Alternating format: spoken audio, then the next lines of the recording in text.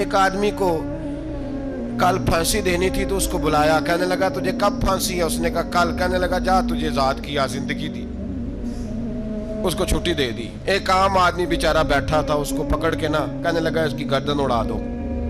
کہنے لگا دیکھ لو میں بھی زندہ کرتا اور مارتا ہوں، وہ جو کل مرنے والا تھا میں نے زندہ کر دیا ہے، اور جس کو پتہ ہی نہیں تھا کہ میں نے مرنا ہے اسے پکڑ کے میں نے مار دیا ہے۔ یہ بیوقوفوں جیسی دلیل ہے۔ حضرت سیدنا ابراہیم علیہ السلام چاہتے تو اسی وقت دلیل توڑ دیتے کہ تو کیا بیوقوفوں جیسی بات کر رہا ہے، اگر تو زندگی دیتا ہے تو مرے ہوئے میں جان ڈال کے دے جس کو تو نے مارا ہے۔ لیکن حضرت ابراہیم نے دیکھا کہ بیوقوف ہے، بیوقوفوں سے بحث نہیں ہوتی، دلیل بدل لی جاتی ہے، ان کی عقل کے مطابق بات کی جاتی ہے۔ حضرت ابراہیم فرمانے لگے میرا رب وہ ہے جو سورج مشرق سے نکالتا ہے اور مغرب میں غروب کرتا ہے، تو اگر رب ہے تو تو مغرب سے نکال کے مشرق میں غروب کر۔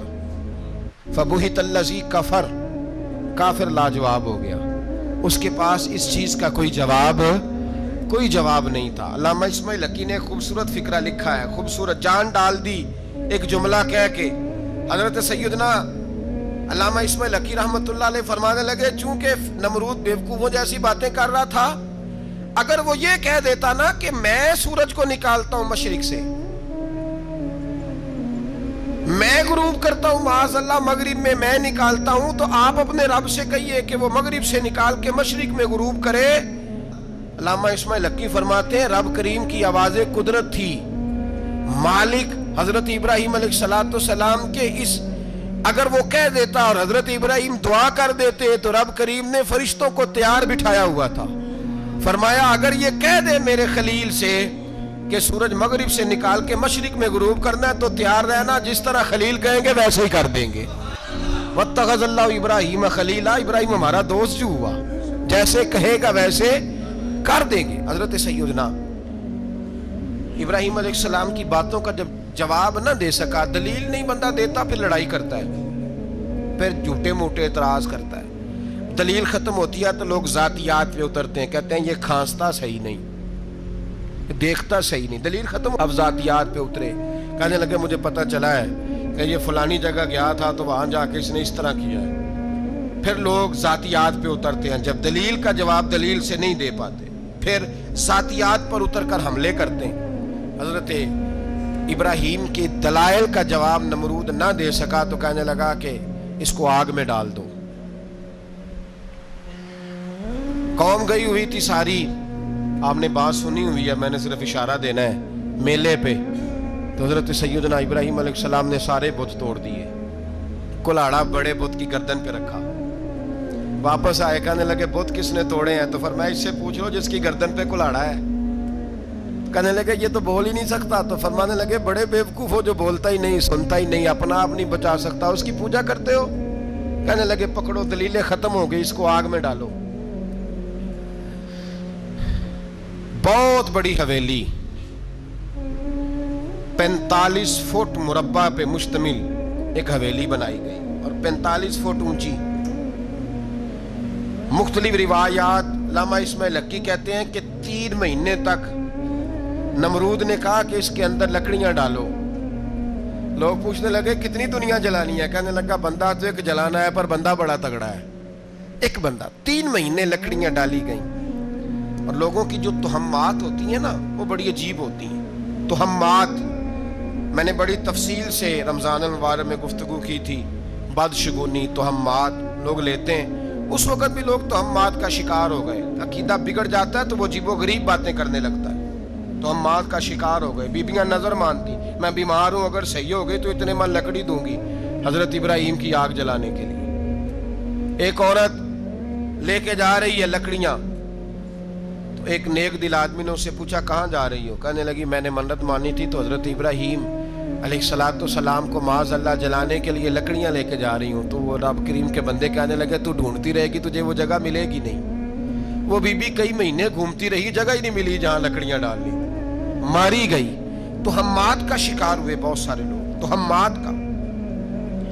بھائی تہمات دین کے اندر منع ہے، تہمات دین میں کوئی نظر ماننا، کوئی کسی بزرگ کے مزار پہ جا کے سالے ثواب کے لیے کوئی چیز ماننا، یہ تو درست ہوا، لیکن غیر شرعی نظریں مان لینا، کہ میں آگ کے گرد چکر لگاؤں گا، میں جناب وہاں جا کے یہ والا تماشا کروں گا، میں دھاگا باندھوں گا، میں رسا کاٹوں گا، میں وہاں گندے ہو سے پانی پیوں گا. ان کی شریعت اجازت، یہ توہمات ہیں، بدشگونی ہے، دین میں ان کی کوئی گنجائش. آپ نظر ماننے سے پہلے بھی کسی عالم سے رابطہ کریں کہ میں منت مانگنے لگا ہوں تو کیسے ماننی چاہیے، اس کا طریقہ پوچھیں. ایسے ہی غلط چیز کی منت تھوڑی مان لی جائے گی. بہرحال آمدام برسر مطلب حضرت ابراہیم کے لیے آگ جلائی گئی. 45 فٹ اونچی آگ ہے، پرندہ بھی اوپر سے گزرتا ہے تو نیچے گر جاتا ہے جل کے. اتنے دن لگا کے آگ جلائی گئی. اب حضرت ابراہیم کو جلایا جانے لگا ہے. یہاں تو موجیں ہیں نا، جو کسی ادارے کا سربراہ ہے اس کے لیے موج ہے، کسی جگہ آفیسر بن گیا تو موج ہے، پیر صاحب کے لیے موج ہے، علامہ صاحب کے لیے موج ہے، خطیب صاحب کے لیے موج ہے. جلنا کس کو پڑتا ہے؟ وہ حال ہی کوئی نہیں رہا اللہ ماشاءاللہ. وہ لوگ گزر گئے جو تکلیفیں سہ کے کام کرتے تھے، گزر گیا زمانہ. حضرت سیدنا ابراہیم علیہ السلام کو جلایا جانے لگا ہے تو اب اتنی بڑی آگ ہے تو ڈالیں کیسے؟ شیطان نے تجویز دی کہ منجنیق بناؤ. منجنیق، بڑے بڑے بانس باندھ کے ان کے نیچے رسا باندھو. وہ جس طرح جھولنے کے لیے جھولا بنایا جاتا ہے، اس طرح ایک منجنیق پرانے زمانے میں اس میں پتھر رکھ کے پھینکے جاتے تھے دشمنوں پہ. وہ منجنیق بنائی گئی کہ دور سے حضرت ابراہیم کو پھینکیں گے. ہاتھ حضرت ابراہیم کے باندھ دیے، پاؤں مبارک باندھ دیے. پوری زمین پہ ایک نام لینے والا خدا کا، اور اس کو آج رسیوں میں جکڑا ہوا ہے. جب پھینکا جانے لگا نا آگ میں، حوریں رونے لگی، فرشتے تڑپنے لگے. اے اللہ یہ کیا ہونے لگا ہے؟ ایک تیرا خلیل اور وہ بھی آگ میں. فرمایا جاؤ جا کے اس سے کہو اگر تمہاری مدد لیتا ہے تو اسے بچاؤ. ہوا کا فرشتہ آیا، کہا ابراہیم اگر تو کہے. او بھائی ان چیزوں کو کہانی سمجھ کے نہ سنا کریں، یہ داستان نہیں، یہ وہ طریقے ہیں جو ہمارے رسول نے ہمیں اپنانے کا حکم ارشاد فرمایا ہے. جو عقیدے، یہ وہ نظریات ہیں جو ہمیں اوڑھنے کو کہا گیا. اپنے رب کریم کی رضا پہ راضی رہنے کے یہ وہ خوبصورت مواقع ہیں صوفیاء نے جن کو بنا کر سمجھا کر ہم تک پہنچایا ہے. یہ ہے اہل طریقت کی باتیں. وہ کہتے ہیں یار جس حال میں رکھے راضی رہنا ہے. حضرت ابراہیم علیہ السلام کو پھینکا جا رہا ہے، فرشتہ آیا، اے اللہ کے خلیل اگر حکم دو تو اتنی ہوا چلاؤں کہ نمرودی جل جائیں سارے، آگ ان پہ پھینک دی جائے. آپ نے فرمایا تو جا، تجھ سے مجھے کوئی کام نہیں. تھوڑی دیر کے بعد پانی کا فرشتہ آیا، کہا حضور اتنی بارش برساؤں گا کہ آگ بجھ جائے گی. فرمایا تو جا، تجھ سے کوئی کام نہیں. اب جب منجنیق میں رکھ دیے گئے، آگ میں جانے کا لمحہ ہے، تیاری ہے، حضرت جبریل امین حاضر خدمت ہوئے. کہا ابراہیم کوئی حاجت؟ فرمایا تجھ سے کوئی نہیں. کہا چلو مجھ سے نہیں تو رب کریم سے ہی بات کر لو، مجھے پتا ہے میں چھوٹا ہوں، آپ مجھ سے مدد کیوں لوگے، رب کریم سے ہی بات کر لیں. تو حضرت ابراہیم کہنے لگے جبریل یہ بتا، رب کو نہیں پتا اس کا خلیل کس حال میں ہے؟ اسے نہیں پتا میں کس حال میں ہوں؟ میرے ہاتھ بندے ہیں، پیر بندے ہیں آگ میں، اسے نہیں پتا؟ بتایا تو اسے جاتا ہے جس سے خبر نہ ہو. تو اگر اسے پتا ہے تو اگر وہ جلانے پہ راضی ہے تو میں بھی جلنے کو تیار ہوں. میں تیار ہوں. اسے کہو ٹھیک ہے. حضرت سیدنا ابراہیم علیہ السلام کو منجنیق میں ڈال کے جو پھینکا آگ میں، یا نار کونی بردم و سلامن علی ابراہیم، اللہ نے فرمایا اے آگ میرے ابراہیم پہ ٹھنڈی بھی ہو جا اور سلامتی والی بھی ہو جا. حضرت ابراہیم کو 2 فرشتوں نے بٹھا دیا زمین پہ. پھول کھلے ہیں، کونپلیں مہک رہی ہیں، کلیاں خوشبو دے رہی ہیں. حضرت ابراہیم نے سر سجدے میں رکھ دیا. سبحان اللہ والحمد للہ ولا الہ الا اللہ واللہ اکبر. حضرت ابراہیم اللہ کی تسبیح پڑھنے لگے، رب کریم کا شکر بجا لانے لگے. نکلے وہاں سے، کچھ دن گزر گئے، نکلے، حکم ہو گیا ابراہیم علاقہ چھوڑ دو. حضرت ابراہیم علیہ السلام وہاں سے نکل کے مصر آئے، چچا کے پاس ٹھہرے. انہوں نے اپنی بیٹی جناب سارہ کا نکاح کر دیا. کچھ آگے بڑھے تو ایک ظالم بادشاہ سے ٹکرائے. اس نے ایک شہزادی، ایک بادشاہ کی بیٹی قید کی ہوئی تھی، جناب ہاجرہ نام تھا.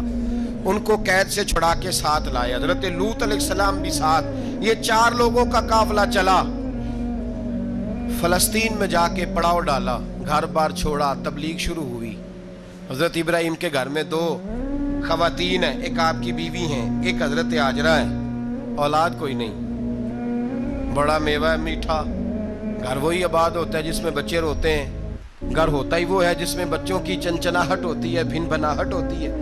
حضرت ابراہیم نے ایک بچہ روتے ہوئے دیکھا تو آنکھوں میں آنسو آئے، کہنے لگے ربی حب لی من الصالحین، یا اللہ مجھے بھی نیک اولاد عطا کر دے۔ حضرت سارہ نے سن لیا، کہنے لگی ابراہیم شاید میرے بطن سے تو آپ کو نصیب نہیں، ہاجرہ سے نکاح کر لو۔